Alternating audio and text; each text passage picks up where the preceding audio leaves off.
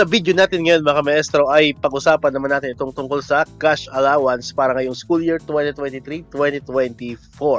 Ayan, kasi ito po ay malapit nating matanggap, no? Kasi ito ay ibibigay sa atin not earlier than the first day of school year, which is July 29, 2024. So marami pa rin kasi nagtatanong yun sa mga post natin sa YouTube, may mga nagko-comment doon kung magkano ba talaga itong ating matatanggap na cash allowance para ngayong school year 2023-2024. Kasi mayroong mga nagsasabi baka raw 10,000 na kasi pirmado na ni Pangulong Marcos yung RA 11997, no, yung kabalikan sa pagtuturo act, no, na magiging 10,000 na yung ating cash allowance. Pero yun po ay sa 2025-2026 pa yung effectivity. Kung titingnan po natin yung RA 11997, nakasaad po doon na ngayong 2024 or 2023-2024 ay mananatili pa rin po sa 5,000 pesos ang ating cash allowance. Yan. Tingnan po natin para makasiguro po tayo. Ayan. So ito po yung RA 11997. Ano po? Tingnan po natin.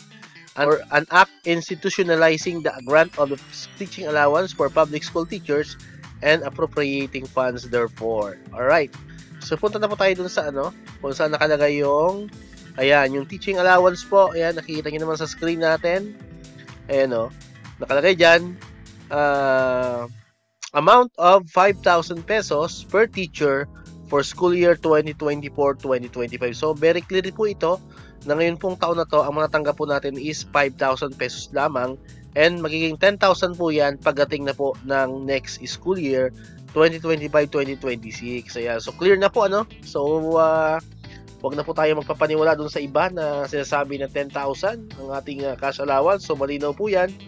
5,000 pa rin po ang matatanggap natin ngayong school year na to, 2023-2024. So hopefully po nasagot ko na yung mga nagtatanong dyan sa mga comment natin. Meron din mga nag-PPM pa, no? So at least yan, nalinawan na po tayo. So dito ko na po natapusin tong ating video ngayon mga ka-maestro. Kung bago ka pa lang sa channel ko, click mo na yung subscribe button dyan para ikaw yung unang makakapanood ng mga videos na ina-upload natin, katulad dito yung mga updates about sa cash allowance and other bonuses ng mga teachers and government employees. And syempre, click mo na rin ang notification bell button para ma-notify ka, updated ka pag may mga bago tayong uploaded na videos. So muli, maraming salamat sa inyong panonood at pakikinig. Once again, El Maestro, see you on my next vlog. Bye-bye!